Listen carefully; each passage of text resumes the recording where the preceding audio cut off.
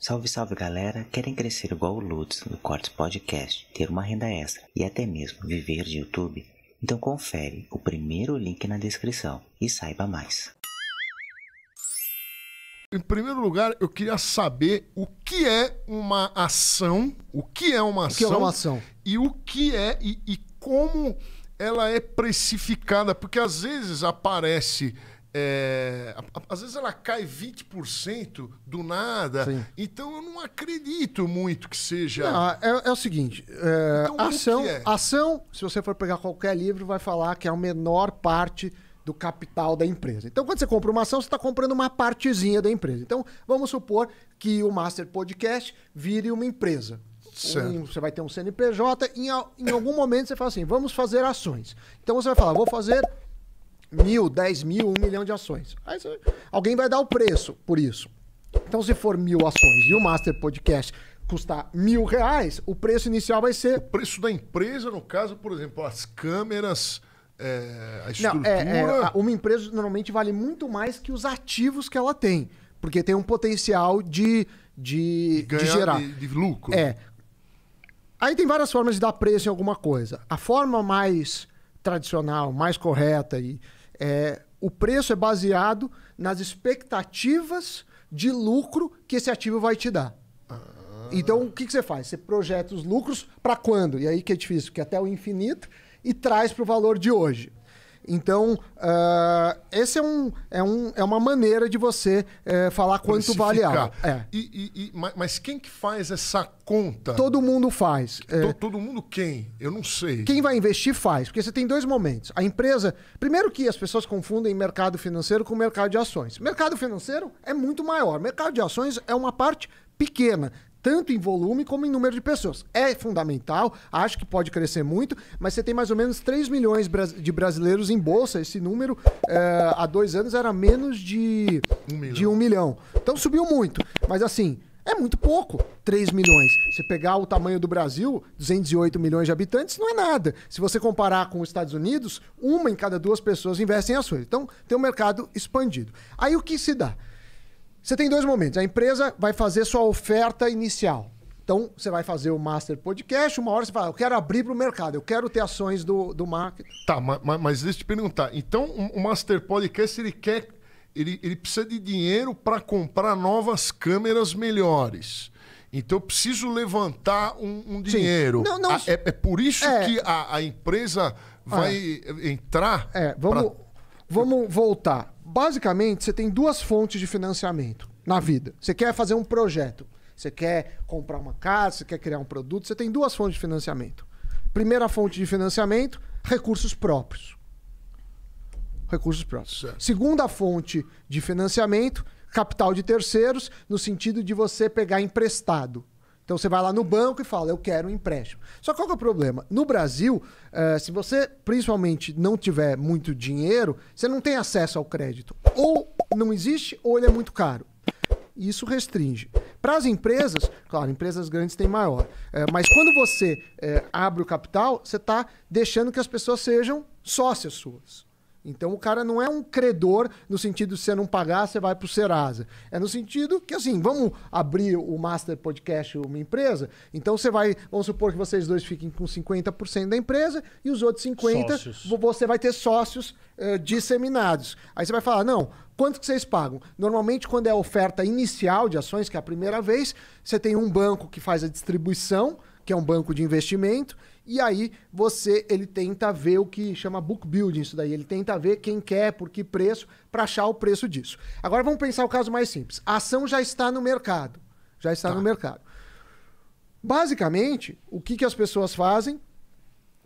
O mercado nada mais é do que as pessoas... Você tem um potencial lugar para os vendedores ofertarem as suas compras e os vendedores as suas vendas. Você fala assim, eu pago por esse ativo R$10.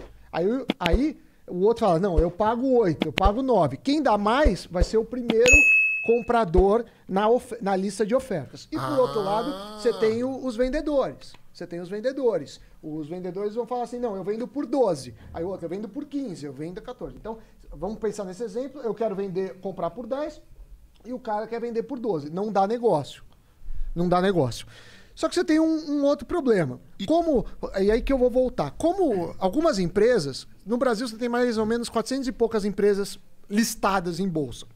Ou seja, só que dessas 400 empresas, umas 70 fazem parte do índice Bovespa, que são as mais líquidas. Então tem empresa no Ibovespa... O que é mais líquida? Mais líquida é que você tem mais negócios, mais gente querendo comprar e vender. Porque aí que tá... Pensa num piano. Você tem um piano lá, o cara... ações de uma fábrica pensa no de meu piano. Você conhece o piano da minha casa? Conheço.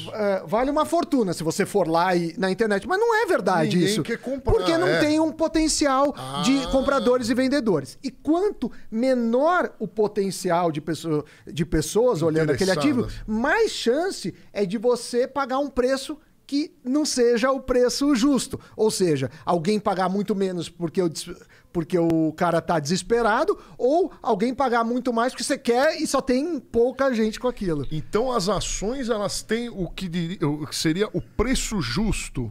Seria o preço justo. Existe um preço... quando você tem muita gente olhando o mesmo ativo, a tendência é que não deixe nenhum louco falar, eu quero R$100 nessa área, porque ninguém vai ter comprador. E também ninguém vai vender a 1 centavo, porque aí o próprio mercado é muita gente olhando. Só que aí você tem as ações ilíquidas, que tem várias. Tem ações que não sai sequer um negócio por dia. E essas ações que tem menos gente olhando, a chance de estar fora de preço, para cima ou para baixo, é maior. Então, muita gente na bolsa, muito volume financeiro, faz com que o preço caminhe para o que é. E aí, como que funcionam as variações de preço? Então, vamos voltar ao caso do Master Podcast. Se eu sou acionista, o que eu vou falar? Eu vou falar quais são as receitas que o Master Podcast tem. Aí eu posso fazer vários cenários. Vamos fazer um cenário pessimista, um cenário realista, um cenário otimista. Aí você tem receitas. Você tem, sei lá, patrocínio, você tem views, você pode fazer a camiseta do Master Podcast, enfim. Aí eu vou projetar as receitas. Aí eu trago a valor de hoje, né? Porque, obviamente, ganhar 1 milhão daqui 10 anos não vale 1 milhão hoje. Não. E aí eu faço o preço justo. E aí alguém pode me perguntar, por que isso não... Por que os preços mudam, então, se está todo mundo olhando? Se está todo mundo olhando, o preço devia ser estável sempre. Tem pessoas que me perguntam isso. Todo mundo olhando, você diz, quem está interessado na ação... para comprar e vender. Está fazendo contas... Sim, o tempo todo. Então, mas daí ele teria que confiar nos relatórios que eu e o Guru escrever de quanto vale cada câmera. Mas quando uma empresa... Tá entrando. Então, mas quando uma empresa é aberta em bolsa, você tem uma série de regras que a empresa tem que prestar conta. Ela tem que ter balanço publicado e auditável, ela tem uma ala de relações com o mercado. Então, não é assim. Se a empresa mentir, o cara vai na cadeia. Porque aí, vai pra cadeia mesmo. Mesmo... Mais ou menos. Aliás, tem uma série boa na Netflix, chama Bad Boys e Bilionários, Índia, que são caras que deram golpes aí. Tem golpe envolvendo bolsa de valores, mas é crime, de qualquer forma. Tá. Já é crime. Agora, por que mudam os preços? Porque assim, eu fiz a conta hoje. Só que aí, amanhã... vocês ganham um prêmio. Amanhã vocês começam a ter mais relevância. Isso vai revisar minhas previsões para o futuro. E essas previsões, a hora que eu trazer para o valor de hoje, atua. Mas olha o que interessante. As pessoas também não entendem por que um lucro pode fazer com que a empresa perca valor na bolsa. Isso, que eu vi que a Petrobras aumentou ela aumentou o preço do diesel e as ações caíram hoje. E eu falei, o que aconteceu? Acontece isso direto. O que quer dizer? A grande questão é que a expectativa versus realidade. Se você espera ter um lucro de 100 e você tem um lucro mais de 99, você frustrou a expectativa. Então vai ser revisado para baixo. Da mesma forma, você pode ter um prejuízo, isso já aconteceu. Você tem um prejuízo, só que o prejuízo é menor do que todo mundo esperava. E aí, aumenta o preço das ações. Ah, sim. Isso é expectativa e realidade. Isso as pessoas não entendem muito, porque é um mecanismo de mercado. Agora, a minha dica é muito cuidado, toda vez tem golpes, muito cuidado com qualquer pessoa que prometa que te ensinar a ganhar dinheiro fácil. Assim. Por exemplo, você é pianista, que você faz outras coisas, você não é só pianista, mas para o cara ser pianista profissional, ele precisa, anos. No mínimo, estudando anos. Direito. Estudando meia hora por dia no mínimo. Mas estudando, não é ficar enrolando. Aí, muito bem. Aí o cara começou a ganhar dinheiro, estudou 10 anos, começou a trabalhar como pianista.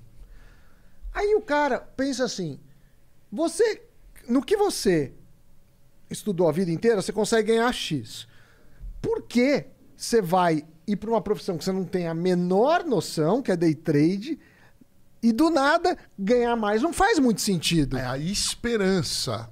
Mas o cara... esperança de ficar rico sem trabalhar. A venda de cursos pela venda de cursos, né? Não tem muito sentido. Não que nem é. vender cartilagem de tubarão. O cara... Mas só que as pessoas caem, infelizmente. Você tem muito, muitos... virou moda agora. Porque é dinheiro. É dinheiro. Mas eu, por exemplo... O curso mais fácil de vender e como ficar rico. Sem Porque dúvida. todo mundo quer ficar rico. Ninguém quer trabalhar. Todo mundo quer ficar rico encurtando o trabalho. Porque se você trabalhar... Ele falou que você trabalhar de Uber, você não vai ficar... Se você trabalhar pra cacete e guardar o dinheiro e não gastar em besteira, não gastar em balada, você fica rico.